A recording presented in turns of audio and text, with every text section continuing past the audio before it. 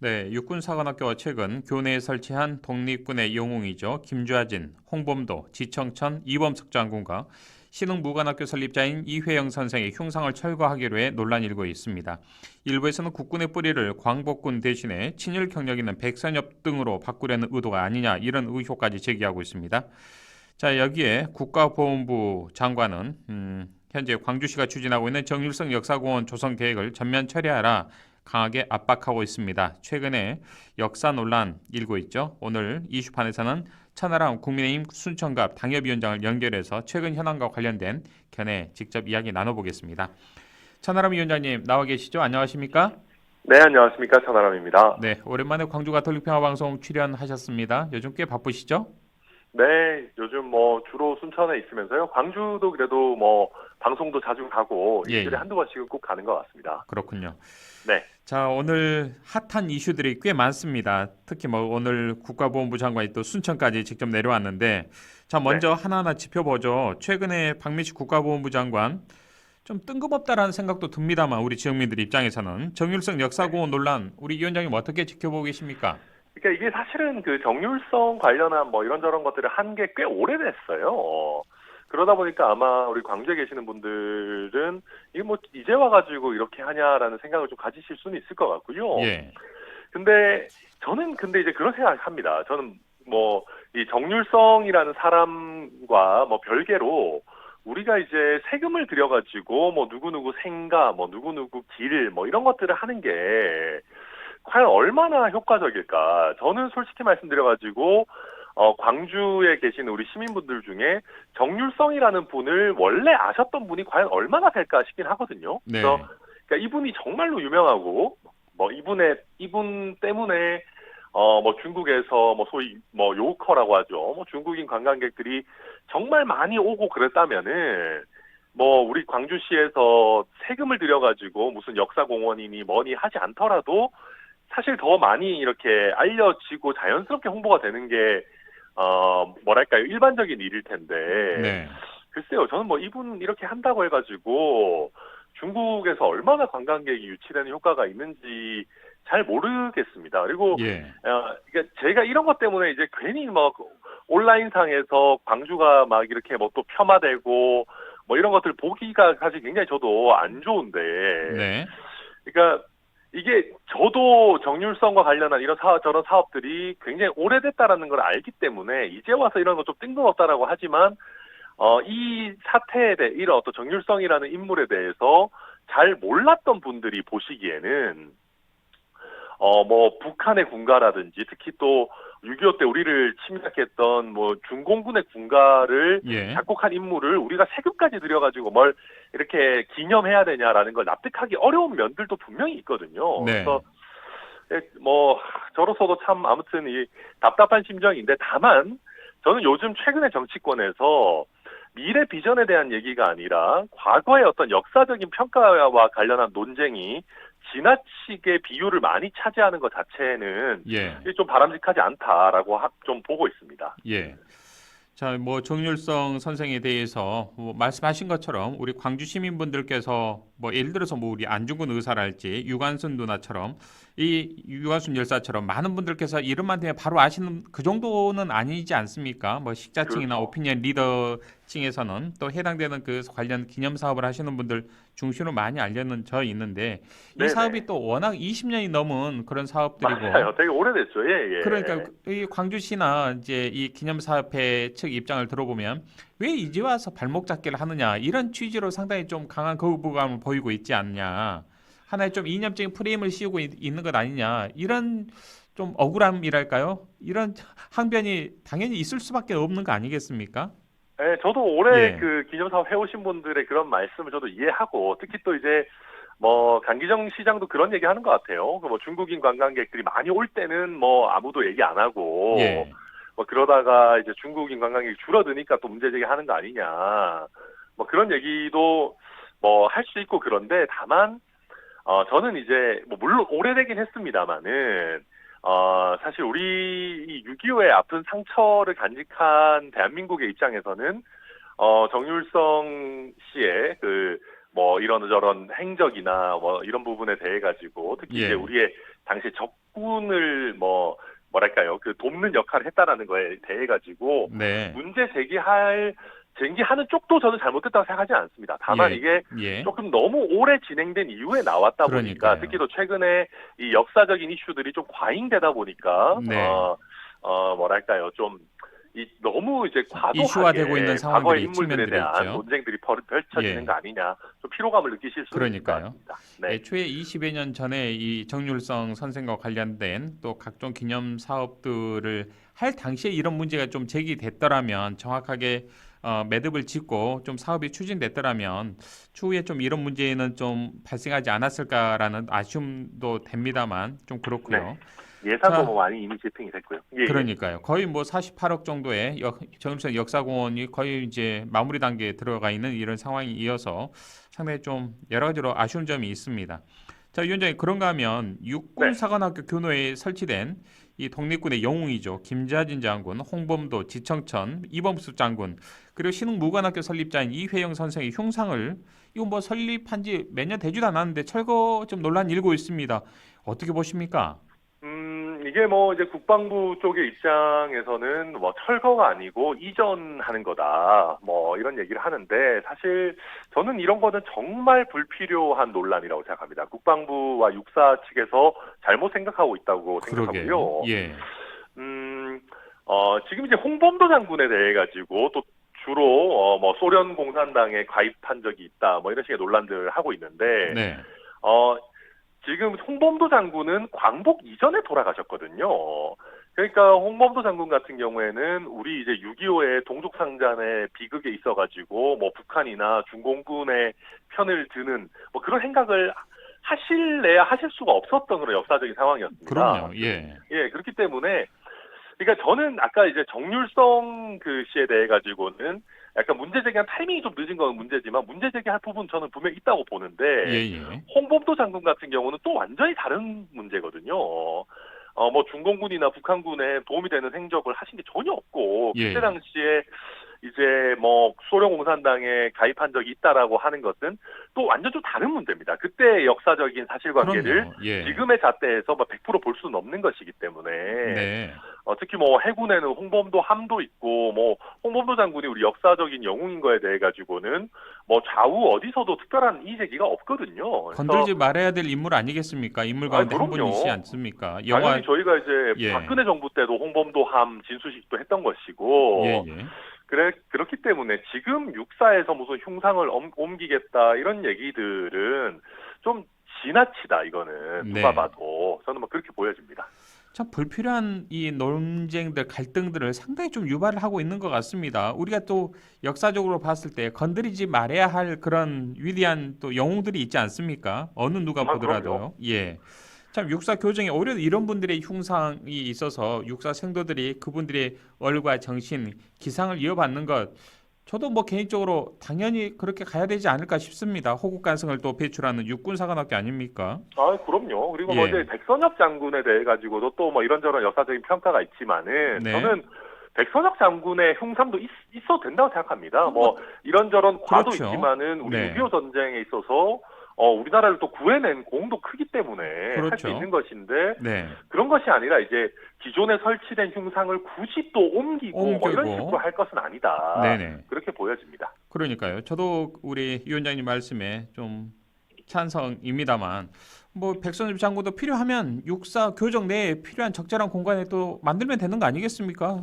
그럼요. 육사 교정이 엄청 넓습니다. 생각보다. 예, 공간이 맞습니다. 꽤 많을 겁니다. 자, 이 위원장님께서는 참 요즘에 어처구니 없는 일이 많기 때문에 그렇습니다. 자, 이 위원장님께서는 윤 대통령의 8.15 기념사와 관련해서 상당히 좀 강도 높게 목소리를 내셨습니다. 윤석열 정부에 반대하면 다 무슨 뭐 반국가 세력이고 공산 전체주의 세력이고 야당이랑 친한 사람들은 그럼 뭐 다 무슨 공산 전체주의 세력이냐 뭔가 어떤 생각이 다른 사람들을 배제하려는 언어를 쓰는 것 아니냐 이렇게 말씀을 주셨는데 어떤 맥락에 어떤 의미가 좀 함의되어 있습니까? 그러니까 저는 이 공산 전체주의 세력이라는 것에 대해 가지고 명확한 범위 설정을 해야 된다라고 봐요. 예를 들어 최근에 뭐 일부 뭐 진보적인 정당이라든지 시민단체 활동을 하시는 노동 운동을 하시는 분 중에 뭐 북한과 뭐 아직까지도 뭐 지령을 주고받고 있더라, 뭐 보고를 하고 있더라 해서 국가보안법 위반으로 수사받고 있는 분들 있습니다. 그러니까 요즘 세상에 무슨 간첩이냐 하지만 또 일부 아주 소수지만 있는 것도 사실이거든요. 뭐 그런 사람들은 당연히 수사하고 필요하면 처벌해야 되겠죠. 그런데 뭐 그런 게 아니라 우리 사회에서 이미 주류적 정치 세력으로 된 뭐 더불어민주당의 대부분의 사람들이라든지 그분들이 우리가 봤을 때 누가 공산 전체주의 세력이라고 생각하겠습니까? 사실 제가 뭐 민주당을 조금 뭐 비판하면서 얘기하자면은 예. 누구보다도 굉장히 자본주의적으로 이렇게 활동하시는 분들 많거든요. 뭐 무슨 뭐 임대차 보호법 개정되기 전에 보증금 올려받으시고 이런 분들이시기 때문에 네. 이게 뭐 공산주의 이런 거랑 별로 관련이 없어요. 지금 민주당에 계시는 분들은. 그래서 마치 대통령께서 우리의 반국가 세력인 공산 전체주의 세력이다라는 어떤 강한 단어를 쓸 거라면은 거기에 대한 명확한 범위 그리고 왜 그 사람들이 공산 전체주의 세력으로서 우리 대한민국 체제에서 배척되어야 되는지에 대한 네. 제대로 된 논증이 나오고 나서 이런 센 단어들이 나와야 되는데 그런 부분들이 부족한 상황에서 센 단어들만 난무하게 되면은 이제 이걸 해석하는 사람들이 그럼요. 아니 뭐 반대하는 사람들은 다 그러면은 뭐 공산 전체주의 세력이라는 건가 이렇게 확대해서 생각을 할 수밖에 없게 되는 것이거든요. 당연히 그래서 그렇습니다. 예. 네네 그래서 이게 뭐 대통령에 대한 어떤 비판이라는 것은 뭐 야당 같은 경우는 뭐 당연히 많이 하는 것이고 또 시민단체에서도 여러 가지 비판과 대안 제시를 하지 않겠습니까? 그래서 네. 이런 부분들에 대해서 마치 대통령께서 한 방향으로만 지금 어떤 대한민국이라는 어떤 그 국가를 운영하는 것 아닌가 이런 예. 오해를 줄 수 있다는 것이죠. 그러니까요. 참 이 대통령의 말 한마디 한마디, 몸짓 하나, 행동 하나, 손짓 하나는 국격 그리고 국가의 또 미래와도 직결되는 부분 아니겠습니까? 그럼요. 상당히 이 소프트한 언어를 쓰더라도 본인이 하고자 하는 의도를 정확히 국민들에게 전달할 수도 있는 것이고 이럴진데 굉장히 좀 우리 윤석열 대통령의 이 발언의 스타일이 그런지 모르겠습니다만 굉장히 셉니다. 직설적이고요. 좀 그렇죠. 이런 부분들이 좀 국민들을 이념적으로 좀 갈라치게 하려는 그런 또 프레임으로 갈 수도 있지 않느냐 우려도 있는 게 사실입니다. 좀 이 주변에 이 대통령의 연설문이랄까요? 이 봐주시는 참모들에게 어떻게 좀 전달이 되면 좋겠는데 그런 뭐 라인 없습니까, 위원장님? 아니 뭐 저도 대통령실에 일하는 뭐 분들 중에 친한 분들도 그러시죠. 좀 많고 그런 뭐 말씀 좀 전달해 주시죠, 좀. 예. 그럼요. 근데 이제 너무 이거는 셉니다. 제가 생각했을 때는 저도 처음에는 이제 대통령실에서 굉장히 강한 언어들이 나오는 걸 보면서 예. 이게 약간 좀 지지층 결집용인가 그렇게 생각을 했었어요. 예. 특히 이제 우리 윤석열 정부 출범한 초반부에 지지율이 많이 출렁거렸기 때문에 그렇죠. 지지층을 좀 결집하기 위한 목적인가 했는데 지금 보면 또 그런 것 같지도 않아요. 그냥 대통령께서 예. 대통령이 되고 나서 아마 제 생각에는 뭐 이런저런 정보기관들에서부터 브리핑을 받으셨는데 우리 사회에 아직까지 생각보다 뭐 대한민국적인 인물들이 많구나 이런 거를 직접 뭔가 느끼신 게 아닌가 싶고요. 그게 아니라면 이게 잘 설명이 되지 않는 부분들입니다. 왜냐하면 네. 제가 이제 고향이 대구고 뭐 저희 친척들도 대구에 많이 사십니다만은 대구에 계시는 분들이 들어도 뭐 무슨 공산 전체주의니 이런 거 한다고 해가지고 대통령에 대한 지지나 뭐 집권 여당에 대한 지지가 올라가는 게 아니거든요. 그러니까 이게 뭐 그 공산주의에 대한 뭐 어떤 맞서 싸우자 이런 논의는 대한민국 사회에서 이미 어느 정도 한물 갔습니다. 그렇죠. 예. 예, 그렇기 때문에 그런 얘기를 한다고 해가지고 영남이나 아니면 지지층에서 호응을 받기가 어려운 상황임에도 예. 반복된 메시지가 나온다는 것은 뭔가 대통령께서 이런 메시지를 좀 강하게 내고 싶은 예. 어떤 개인적인 소신이 있는 걸로 그렇게 보여집니다. 예. 자, 요즘에는 국민들의 의식 수준이 꽤 높아졌기 때문에 뭐 한쪽 방향으로 계속 프레임을 씌운다고 해서 여기에 휩쓸릴 국민들이 얼마나 계실까 싶습니다. 나름대로 다 네네. 주관들이 있고 그러지 않겠습니까? 또 생각들이 다 그럼요. 있으시고요. 언론도 뭐 장악하려고 한다고 해서 되는 것도 아니고요. 네. 언론이 뭐 한두 개입니까? 1인 미디어까지 하면 수천 수만 가지가 되는데요. 맞습니다. 예.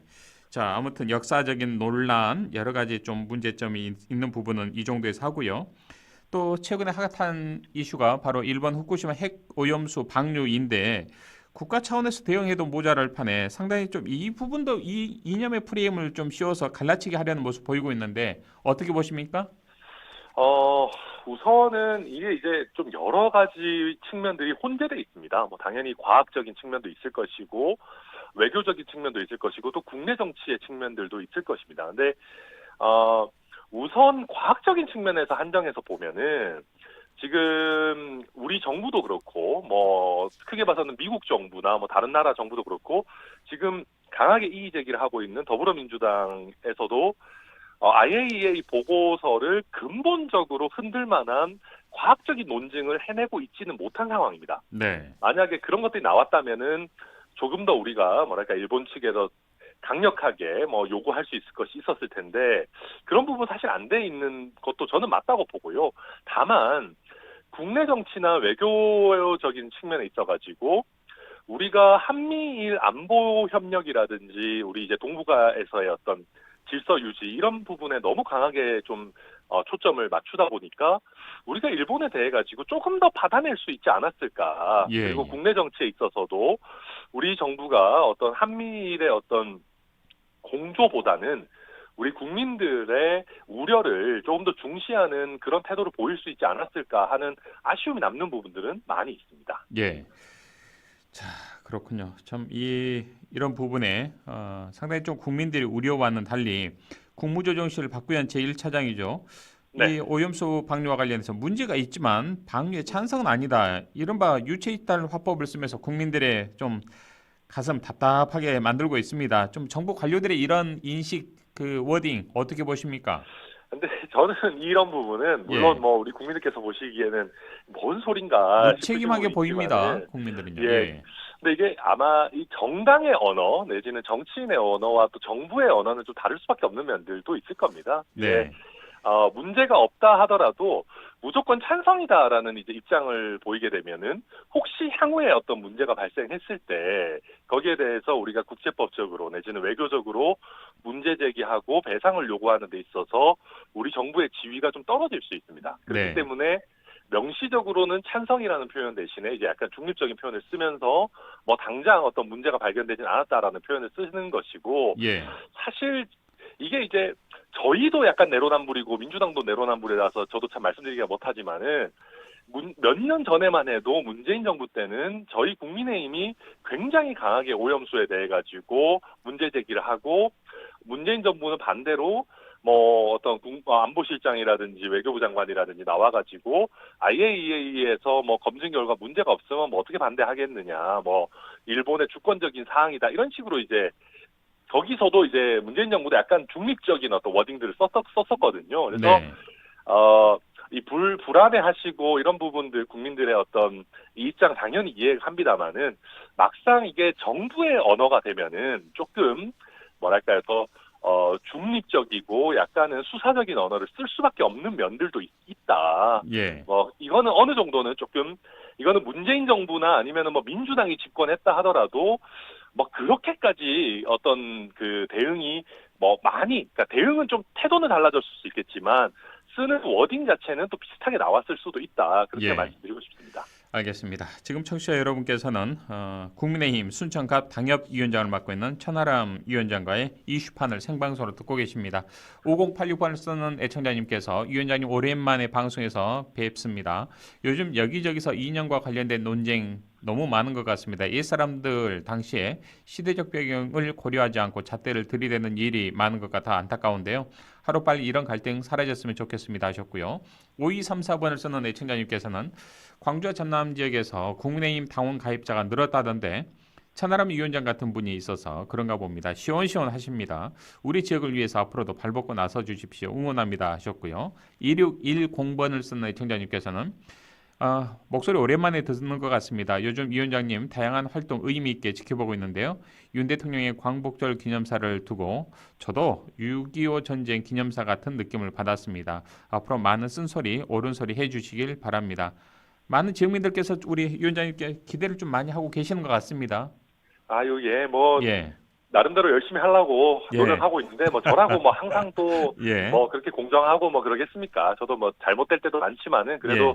나름대로 또 열심히 좀 소신대로 해보도록 예. 그렇게 하겠습니다. 자, 그렇다면 얼마나 열심히 하고 계시는지 제가 좀 몇 가지 질문 좀 드리죠. 아, 예, 예. 예. 위원장님 활동하시는 곳이 섹터가 바로 순천 아닙니까? 지역구가요? 그럼요. 이정현 전 대표도 이제 내년 총선에 출마 의지 카드를 만지작거리고 있는데 네. 내년 총선에 대한 위원장님 생각 어떻습니까? 뭐 지역 민심 어느 정도 읽고 계시는지요? 네, 저희 순천에서는 뭐 사실은 저희 이제 뭐 윤석열 정부나 뭐 국민의힘에 대해서는 당연히 쓴소리 많이 해주시고요. 다만 저 개인에 대해서는 나름대로 또 기대와 관심도 많이 보여주시는 것 같습니다. 그리고 네. 말씀하신 것처럼 이정현 대표님과 경쟁을 하게 되지 않을까 예, 이렇게 예. 기대해 주시는 분들도 많이 계시는데 저도 예. 광주 전남에 좋은 후보자들이 이제 가득가득 차가지고 예. 저와 이정현 대표가 막 경선까지 하고 이럴 수 있으면 참 좋을 것 같은데 예. 아쉽게도 광주 전남에 저희가 막 그렇게 좀 좋은 후보를 다 채우고 있지는 못한 상황입니다. 그러다 예. 보니까 저도 그렇고 이정현 대표도 그렇고 저희 둘이 경선에서 둘 중에 한 명만 나가는 것보다는 네. 둘 다 출마할 수 있는 방향으로 지역구를 조금 다르게 해서 출마하는 그러니까요. 방향을 더 높게 고려하고 있습니다. 예. 두 분이서 이렇게 좀 나눠서 다른 지역구 각각 출마하신다면 상당히 좀 스포트라이트도 많이 받으실 것도 같습니다. 사실은 이거 예. 저희 순천이 인구가 좀 많아져가지고 저희가 그렇죠. 여수보다 인구가 좀 더 많아서 전남의 제1도시가 됐습니다. 그래서 예. 지금은 여수가 여수갑을 이렇게 되어 있는데 원래대로 하면 순천이 이제 분구가 돼야 되는 그런 상황이거든요. 만약에 그렇죠. 그렇게 된다면은 예. 이제 저와 이정현 대표님이 각각 좀 출마할 수 있는 가능성이 열리지 않겠나 예. 보고 다만 아시겠지만 선거구 획정이라는 것이 원칙대로 늘 잘 되지가 않아요. 막 기득권도 얽혀 있고 이 국회의원들끼리 그렇습니다. 수싸움이 그래가지고 네. 선거구가 어떻게 될지는 앞으로 조금 더 지켜봐야 될 것 같습니다. 알겠습니다. 자, 이렇게 뭐 나름대로 소신 있는 발언들을 하시고 그러시기 때문에 국민의힘 내부에서 봤을 때는 상당히 좀 자중하고 있으면 좋을 테인데 너무 좀 쓴소리꾼 아니냐 눈에 가시로 생각할 수도 있는데 그런 게 또 한편에서는 또 공천을 받아야 되는 입장에서는 당의 지지를 받아야 되는 입장에서는 약간 어려움도 있지 않을까 싶은데 어떻습니까?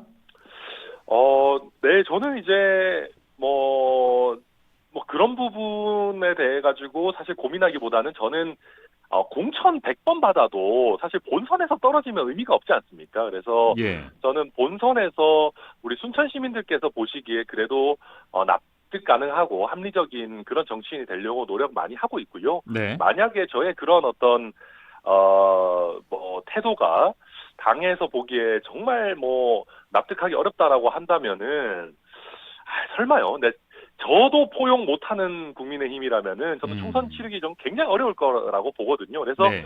총선이 다가오면 다가올수록 보통은 그 당의 어떤 스펙트럼이나 유연성이 높아지기 마련입니다. 네. 왜냐하면 더 많은 국민들께 어필을 해야 되기 때문에. 그래서 네.